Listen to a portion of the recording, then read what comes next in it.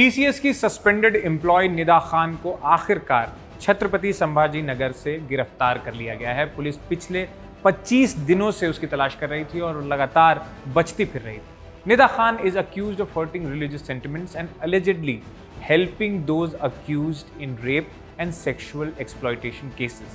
जांच एजेंसीज का यह भी कहना है कि उसने एक शिकायतकर्ता पर इस्लाम अपनाने का दबाव बनाने की कोशिश की और कई सर्वाइवर्स को आरोपियों के खिलाफ कंप्लेंट रजिस्टर कराने से भी रोका। पिछले महीने ये केस सामने आया था जब नासिक में टीसीएस से जुड़े एक बीपीओ यूनिट के कुछ एम्प्लॉइज ने अपने ही स्टाफ पर सेक्सुअल हरासमेंट, मेंटल क्रूरटी और रिलीजियस कन्वर्जन के लिए दबाव डालने जैसे गंभीर आरोप लगाए थे। शिकायत आने के बाद पुलिस की कई टीमें बनाई गईं और पूरे महाराष्ट्र में निदा खान की तलाश शुरू कर दी गई थी। Nashik City Police and Chhatrapati Sambhajinagar City Police in a joint operation have yesterday arrested the accused Nida Khan from Naregaon area of Chhatrapati Sambhajinagar City. She was found in Naregaon where the local corporator Mateen Majid Patel had harbored her, and accordingly we have made the local corporator Mateen Majid Patel as an accused in this case. हमने कुछ दिन पहले religious conversion पर एक तसल्ली बख्श एक तफसील episode बनाया था, उसका हम आपको एक कटआउट यहाँ दिखा रहे हैं। सुन भाई, आज जिस टॉपिक पर हम बात करने वाले हैं ना, वो इंडिया की हिस्ट्री और उसकी पॉलिटिक्स का सबसे मसालेदार बट उतना ही सीरियस मैटर है। थंब तो तुमने देख ही लिया होगा।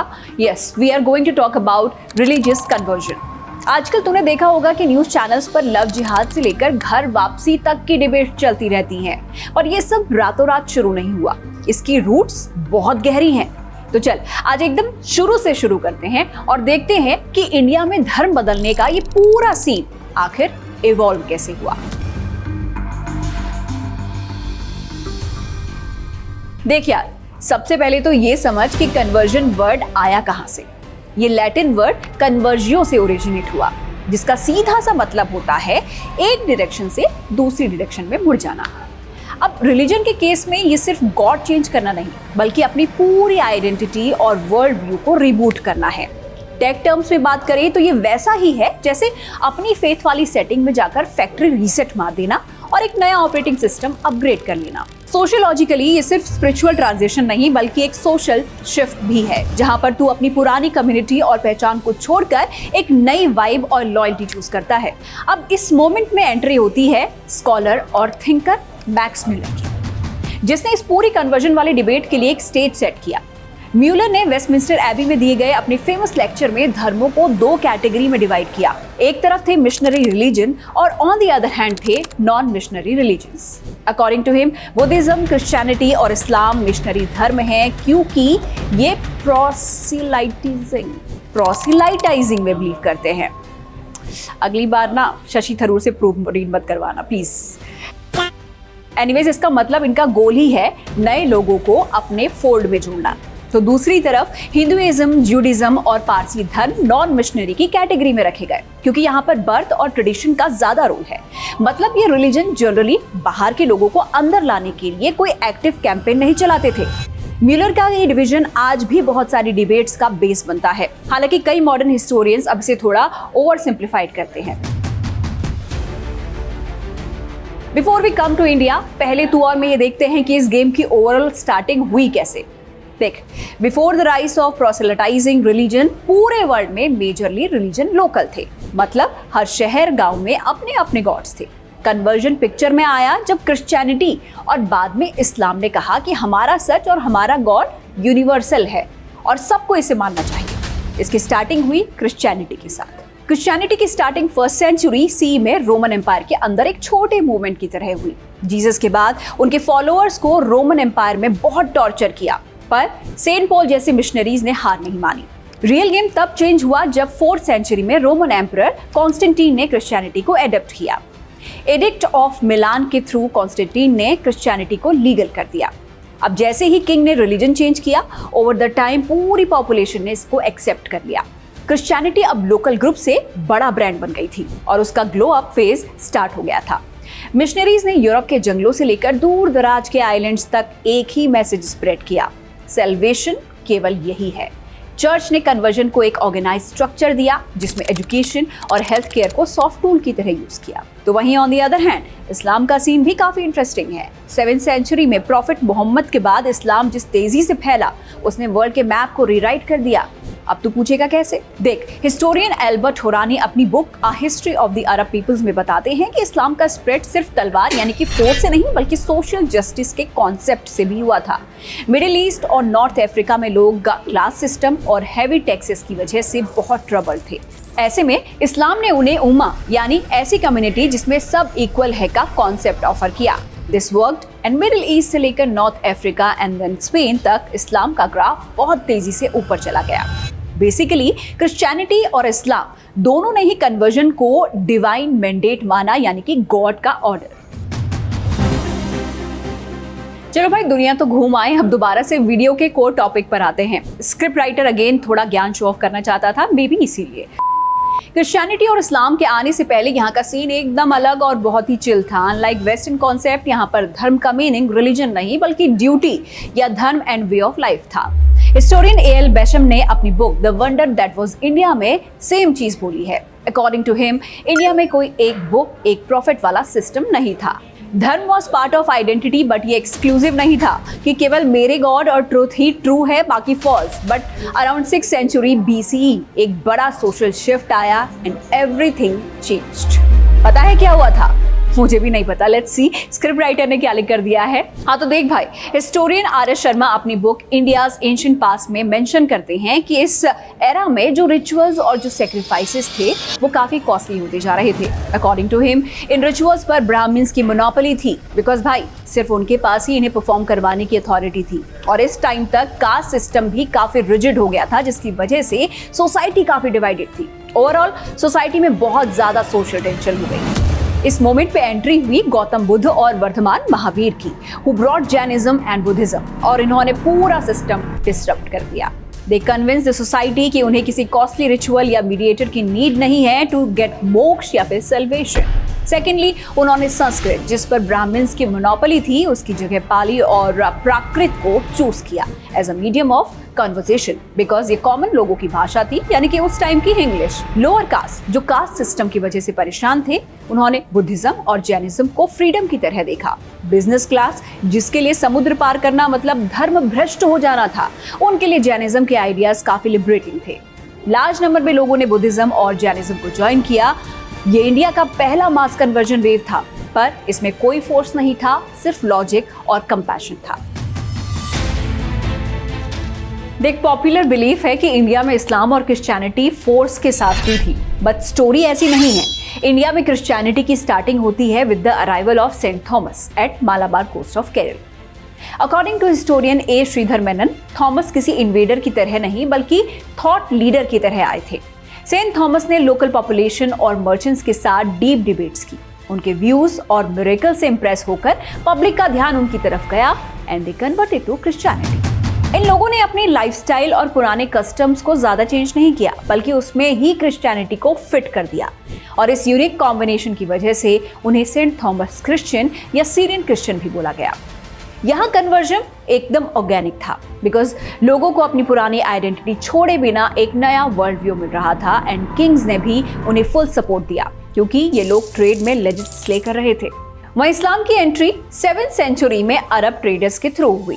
मसाला लेने के लिए भारत आए ट्रेडर्स अपने साथ न्यू आइडियाज, आइडेंटिटी और कॉन्सेप्ट लेकर आए। उस समय केरल के किंग चेरामन पेरुमल उनके आइडियाज से काफी इंस्पायर्ड हुए and he commissioned first mosque of India, Cheraman Juma Masjid. ये Arab traders slowly and gradually local population के साथ एकदम घुल मिल गए एंड यहीं शादियां करके सेटल हो गए, जिसके बाद उन्हें मापिला कम्युनिटी की आइडेंटिटी मिली। इस स्टेज में conversion soft power, mutual benefit, local communities के साथ सीमलेस इंटीग्रेशन का रिजल्ट था।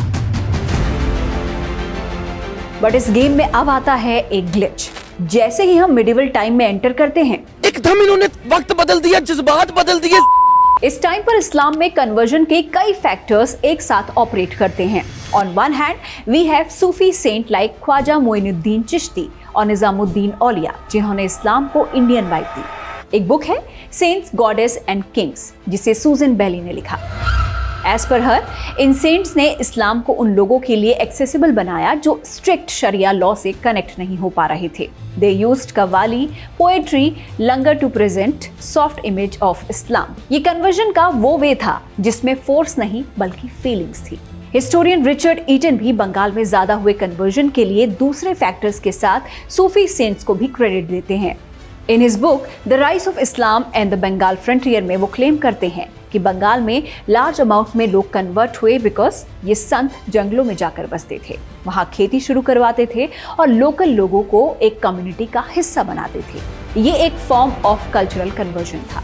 But at the same time, invaders like Muhammad Ghaznavi, Muhammad Ghori and later Mughal rulers like Aurangzeb used force to showcase power. मंदिरों को तोड़ना सिर्फ religious नहीं बल्कि पॉलिटिकल मैसेज भी था। इस टाइम में हार्ड पावर को यूज करके काफी कन्वर्जन हुए। इसका सबसे डार्क एग्जाम्पल कश्मीर के सुल्तान सिकंदर बुतशिकन का है। उस एरा के हिस्टोरियन जॉन राज ने अपनी बुक राज तरंगिणी में इसे डॉक्यूमेंट किया है। अकॉर्डिंग टू द रिकॉर्ड्स, इस एरा में कश्मीरी हिंदुओं को बहुत प्रोसिक्यूट किया गया था। कईयों को मारा गया, कईयों को कन्वर्ट। अंडर हिज रिजीम कई ब्राह्मण्स को मारा गया था। इन द सेम मैनर सुल्तान फिरोज शाह तुगलक ने भी नॉन मुस्लिम्स को बहुत टॉर्चर किया। ऐसे टाइम में कन्वर्जन एक मजबूरी थी। इकोनॉमिक्स भी कन्वर्जन का मोटिवेटर रहा है। इस एरा में जजिया सिर्फ एक टैक्स नहीं था बल्कि एक इकोनॉमिक वेपन भी था। साकी मुस्तैद खान की मासिर-ए आलमगीरी इसका सबसे बड़ा प्रूफ है। According to this book, Aurangzeb ने 1679 में जब दोबारा से जजिया इम्पोज किया तो उसका ऑब्जेक्टिव सिर्फ टैक्स कलेक्शन नहीं था। इसका एक एस्पेक्ट हिंदुओं पर इतना बोझ डालना था कि वो मजबूरी में इस्लाम की तरफ झुके। अगर कोई किसान टैक्स नहीं दे पाता था तो उसकी जमीन छीन ली जाती थी या फिर उसे जेल में डाल दिया जाता था। ऐसे में इस्लाम कबूल करना एक गेटवे था जिससे न सिर्फ जजिया से छुटकारा मिलता बल्कि कई बार लैंड टैक्स में भी कंसेशन मिल जाता था। ये एक तरह का सर्वाइवल टैक्स था जिसने पुअर पॉपुलेशन को साइलेंटली कन्वर्ट होने पर फोर्स कर दिया था। एंड इस गेम का एक और एंगल था, political patronage. During that time अगर किसी को सल्तनत के सिस्टम में हायर पोस्ट चाहिए होती थी तो कन्वर्जन एक फास्ट ट्रैक प्रमोशन जैसा था। फेमस हिस्टोरियन सर जादूनाथ सरकार इस सर्कमस्टांसेस में मुर्शीद कुली खान, जो बंगाल का पहला नवाब था, उनका केस कोट करते हैं। According to him, Murshid Quli Khan तो एक्चुअली सूर्य नारायण मिश्रा नाम का एक ब्राह्मण था, लेकिन सिस्टम में ऊपर जाने के लिए he was converted to Islam. Mewati राजपूतों ने भी अपनी जागीरों और पॉलिटिकल पावर प्रोटेक्ट करने के लिए यही रास्ता चूज किया। यहाँ रिलीजन कोई स्पिरिचुअल जर्नी नहीं थी बल्कि एक स्ट्रैटेजिक डिसीजन था ताकि अपनी पावर और क्लाउड बचाए रखे। कन्वर्जन की इस जर्नी में मिडिवल हिस्ट्री में एक और डार्क चैप्टर है जिसके लिंक्स गोवा से हैं। 1560 में पोर्टुगीज ने गोवा में जो किया उसे गोवा इंक्विजिशन कहते हैं। A.K. प्रियोलकर अपनी बुक द गोवा इंक्विजिशन में इसके बारे में पूरी डिटेल देते हैं। तो सीन ये था कि during this time Portuguese missionaries ने after the suggestion of Saint Francis Xavier पूरे गोवा को क्रिश्चियन बनाने का गोल बनाया। अब इस गोल को फुलफिल करने के लिए they introduce extreme loss. For example, अगर कोई हिंदू कन्वर्ट नहीं होता तो उसे अपनी जमीन से हाथ धोना पड़ता था। दे बैंड कोंकण लैंग्वेज। किसी बच्चे के फादर की डेथ के बाद उसे फोर्सफुली बैप्टाइज किया जाता था। मामला इतना टॉक्सिक था कि टेम्पल्स को तोड़कर चर्चेस बनाए जाते थे। इतना ही नहीं, इवन आफ्टर कन्वर्जन अगर कोई दिवाली जैसा फेस्टिवल मनाता तो उसे इंक्विजिशन के नाम पर अरेस्ट कर लिया जाता था। उन्हें ऑटो द फे जैसे रिचुअल्स में बीच चौराहे पर जिंदा जला दिया जाता था टू क्रिएट फियर। यहाँ कोई हृदय परिवर्तन नहीं था, यहाँ सिर्फ और सिर्फ कल्चरल जीनोसाइड था। अब भाई 18th सेंचुरी के एंड तक पोर्टुगीज का इन्फ्लुएंस कम होने लगा और डच, फ्रेंच और ब्रिटिशर्स सीन में आ गए। स्टार्टिंग में ब्रिटिश ईस्ट इंडिया कंपनी को कन्वर्जन में कोई इंटरेस्ट नहीं था। दे बिलीव्ड कि रिलीजन में इंटरफेयर करने से उनका बिजनेस खराब हो जाएगा। लेकिन इंग्लैंड में विलियम विल्बरफोर्स जैसे इवेंजेलिकल्स ने पार्लियामेंट पर इतना प्रेशर डाला कि कंपनी को झुकना पड़ा। 1813 में आया चार्टर एक्ट इस स्टोरी का टर्निंग पॉइंट बना। अंडर दिस लॉ मिशनरीज के इंडिया में ऑफिशियल एंट्री हुई एंड स्टार्ट हुआ कन्वर्जन का वो फेज जिसे हम सॉफ्ट गेम कह सकते हैं। मिशनरीज ने 3 C's का फॉर्मूला अडॉप्ट किया। बोले तो कॉमर्स, क्रिश्चियनिटी और सिविलाइजेशन। मिशनरीज का कन्वर्जन मॉडल का गेम बहुत स्ट्रॉन्ग था। उन्होंने अलग अलग रीजन में अलग अलग तरह से मास को टारगेट किया। Historian Gauri Vishwanathan calls it intellectual colonization in her book Mask of Conquest. Missionaries का सबसे पावरफुल टूल इंग्लिश लिटरेचर और एजुकेशन था। अलेक्जेंडर डफ जैसे मिशनरीज ने बंगाल में एलीट क्लास को टारगेट किया। देख लो, लॉजिक सिंपल था, अगर अपर क्लास इंग्लिश पढ़ेंगे और वेस्टर्न थॉट से इन्फ्लुएंस होंगे तो वो अपने रिलीजन की कमियां ढूंढने लगेंगे एंड स्लोली क्रिश्चियनिटी की ओर शिफ्ट हो जाएंगे। वहीं नॉर्थ ईस्ट और ट्राइबल बेल्ट में इनका गेम एकदम डिफरेंट था। यहाँ they focused on social engineering. K S. Singh अपनी research tribal movements in India में बताते हैं कि ट्राइबल इलाकों में मिशनरीज ने लिंग्विस्टिक हुक का यूज किया। जैसे मेघालय की खासी हिल्स में थॉमस जोन्स ने खासी भाषा को Roman script the. Before that उनकी अपनी कोई राइटिंग स्क्रिप्ट नहीं थी, तो मिशनरीज ने उन्हें पढ़ना लिखना सिखाया। एंड गेस करो उन्होंने पहली बुक कौन सी पढ़ी? पहली बुक जो उन्हें पढ़ने मिली वो थी बाइबल। नागालैंड और मिजोरम जैसे एरियाज में उन्होंने मॉडर्न मेडिसिन और क्लिनिक को एंट्री पॉइंट बनाया। डेविड हार्डीमैन अपनी book missionaries and their medicine में लिखते हैं कि जब ट्रेडिशनल हीलर्स फेल हो जाते थे तब मिशनरी डॉक्टर की हेल्प को डिवाइन पावर की तरह प्रेजेंट किया जाता था। इससे लोगों का ट्रस्ट जीतना आसान हो गया। छोटा नागपुर यानी झारखंड और छत्तीसगढ़ की बेल्ट में लैंड राइट्स को कन्वर्जन से जोड़ दिया गया। मिशनरीज उन आदिवासियों को लीगल एड देकर सपोर्ट करते थे जो क्रिश्चियनिटी में कन्वर्ट हो चुके होते थे। यानी यहाँ कन्वर्जन सिर्फ भगवान के लिए नहीं था, ये जमीन बचाने की एक मजबूरी भी बन चुकी थी। अपार्ट फ्रॉम दैट, फैमिन के टाइम मिशनरीज ने जो रिलीफ वर्क किया उसने कन्वर्जन को बहुत पुश किया। उनका मॉडल एजुकेशन, हेल्थ केयर और सोशल अपलिफ्टमेंट का एक ऐसा कॉम्बो था जिसके जरिए वो न सिर्फ रिलीजन बदल रहे थे बल्कि लोगों की पूरी वर्ल्ड व्यू को ही रिवायर कर रहे थे। याद है न्यूटन भैया कह गए हैं कि every action has an equal and opposite reaction. तो भाई अब मिशनरीज के इस बढ़ते इन्फ्लुएंस ने हिंदू रिफॉर्मर्स को अलर्ट कर दिया। इसके जवाब में दयानंद सरस्वती और आर्य समाज ने शुद्धि मूवमेंट शुरू किया। ये उस टाइम का सबसे बड़ा रिवर्स ऊनो कार्ड था। इस मूवमेंट का ऑब्जेक्टिव उन लोगों को वापस हिंदू फोल्ड में लाना था जो कन्वर्ट हो चुके थे। For the first time in Indian history Hindu धर्म में प्रोसिलाइटाइजेशन, यार फिर से ये difficult word Kabir, anyways first time धर्म प्रचार को एक ऑर्गेनाइज तरीके से किया गया। दयानंद सरस्वती की किताब सत्यार्थ प्रकाश ने एक वैचारिक लड़ाई छेड़ दी।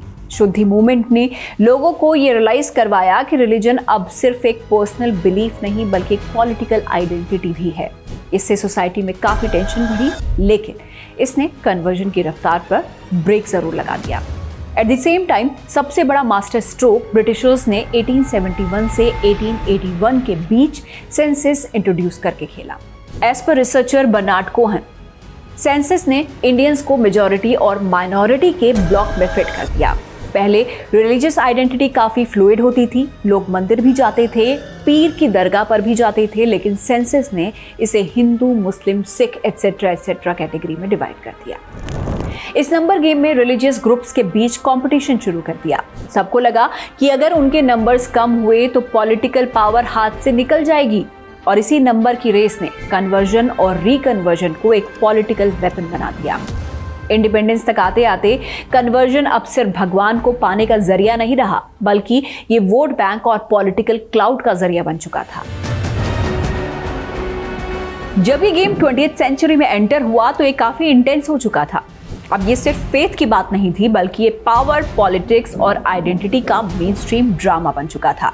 इस फेज में सबसे बड़ा क्लैश ऑफ टाइटन्स था महात्मा गांधी और बाबा भीमराव अंबेडकर के बीच। फॉर महात्मा गांधी, रिलीजन एक इनहेरिटेड आइडेंटिटी थी जिसे बदला नहीं जाना चाहिए। उनका बिलीफ था कि सभी धर्म इक्वल हैं, तो बदलने की क्या जरूरत है। बट बाबा साहेब अंबेडकर का विजन इससे कंप्लीटली डिफरेंट था। 1935 की अपनी फेमस येवला स्पीच में उन्होंने डिक्लेयर कर दिया था कि मैं हिंदू पैदा हुआ हूं पर हिंदू मरूंगा नहीं। उनके लिए कन्वर्जन एक पॉलिटिकल और सोशल लिबरेशन था, और इसी विजन के साथ 14 अक्टूबर 1956 में नागपुर में अपने लाखों फॉलोअर्स के साथ उन्होंने बुद्धिज्म अपनाया। ये इवेंट वर्ल्ड हिस्ट्री के सबसे बड़े मास कन्वर्जन में से एक था। ब्रो, ये कन्वर्जन स्पिरिचुअल से ज्यादा पॉलिटिकल और सोशल था। इसके थ्रू उन्होंने प्रूव किया कि धर्म बदलना एक पावरफुल टूल हो सकता है अपनी डिग्निटी वापस पाने का। एंड इसने इंडिया के कन्वर्जन नैरेटिव में एक बहुत बड़ा शिफ्ट ला दिया। जब इंडियन कॉन्स्टिट्यूशन बन रहा था तब भी ये टॉपिक काफी ट्रेंडी था, एंड इस पर कॉन्स्टिट्यूएंट असेंबली में काफी हीटेड डिबेट्स भी हुई थी। स्पेशली आर्टिकल 25 के अंडर राइट टू प्रोपोगेट को लेकर काफी बवाल हुआ। के.एम. मुंशी जैसे लीडर्स इस बात से थोड़े डरे हुए थे कि मिशनरीज इसका गलत फायदा उठा सकते हैं, लेकिन क्रिश्चियन मेंबर्स का तर्क था कि बिना प्रोपोगेशन के उनका धर्म अधूरा है। In the end propagate word को रखा गया, बट एक कैविएट के साथ कि आप किसी को फोर्स या फिर धोखे से कन्वर्ट नहीं कर सकते। 1970s में इस गेम में बड़ा लीगल ट्विस्ट आया। 1977 का Rev Stanislaus versus state of Madhya Pradesh case एक लैंडमार्क बन गया। सुप्रीम कोर्ट ने साफ कह दिया कि राइट टू प्रोपोगेट का मतलब राइट टू कन्वर्ट नहीं है। इन सिंपल लैंग्वेज, आपको अपने धर्म के बारे में बताने की फ्रीडम है, लेकिन दूसरे का धर्म बदलवाना आपका फंडामेंटल राइट नहीं है। इसी जजमेंट ने आज की मॉडर्न एंटी कन्वर्जन लॉज का बेस बनाया।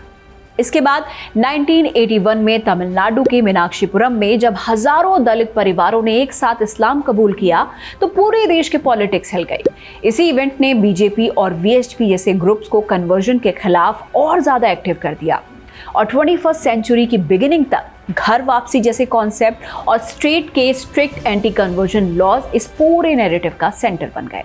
90s और 2000s के बाद का एरा ग्लोबलाइजेशन और हाइपर नेशनलिज्म का मिक्सचर है। अब कन्वर्जन के तरीके और भी स्मार्ट हो गए हैं। अब सिर्फ मिशनरी स्कूल्स नहीं बल्कि हीलिंग क्रूसेड्स और सोशल मीडिया इन्फ्लुएंसर्स का जमाना है। तूने इंस्टाग्राम या फिर यूट्यूब पर चंगाई सभा वाले वीडियोस तो जरूर देखे होंगे। वो मॉडर्न डे कन्वर्जन का एक फॉर्म ही है, जहां पर मिरेकल्स और हीलिंग का क्लेम करके लोगों को अट्रैक्ट किया जाता है। ऑन द अदर हैंड, घर वापसी के बड़े बड़े इवेंट्स ऑर्गेनाइज किए जा रहे हैं। ऐसे ही आजकल का सबसे हॉट टॉपिक है लव जिहाद। यूपी, उत्तराखंड, कर्नाटक जैसे कई स्टेट्स ने अब ऐसे लॉज बना दिए हैं जहां पर शादी के लिए धर्म बदलना बहुत मुश्किल कर दिया गया है। नाउ द डिबेट इज कि अगर दो अडल्ट्स अपनी मर्जी से शादी कर रहे हैं और धर्म बदल रहे हैं तो उसमें स्टेट को इंटरफेयर क्यों करना चाहिए। वही गवर्नमेंट का आर्गुमेंट है कि कई बार ये एक ऑर्गेनाइज सिंडिकेट का हिस्सा होता है। ये पूरा केस अभी प्रिवेसी वर्सेस पब्लिक ऑर्डर की जंग बना हुआ है। 2021 का उमर गौतम और मुफ्ती काजी जहांगीर केस, जिसे यूपी मास कन्वर्जन केस भी कहते हैं, एक बड़ा टर्निंग पॉइंट था। यूपी एटीएस की चार्जशीट के अकॉर्डिंग ये केस सिर्फ पर्सनल नहीं बल्कि एक सिंडिकेट का था जो फॉरेन फंडिंग और साइकोलॉजिकल प्रेशर का यूज कर रहा था। यहाँ से कन्वर्जन का नैरेटिव सोशल सर्विस से हटकर क्राइम की कैटेगरी में शिफ्ट होने लगा। अब 2026 का टीसीएस नासिक केस इस गेम को और भी डार्क मोड पे ले आया है। टीसीएस वाला केस ये दिखाता है कि कन्वर्जन अब हाईटेक ऑफिसों और ईमेल तक पहुंच गया है। आज के इंडिया में धर्म बदलना सिर्फ एक पर्सनल डिसीजन नहीं बल्कि एक कम्युनिटी ओनरशिप का केस बन गया है। तो भाई, लैटिन वर्ड कन्वर्जियो से शुरू हुई ये जर्नी आज 2026 के हाईटेक ऑफिसेस तक पहुंच चुकी है।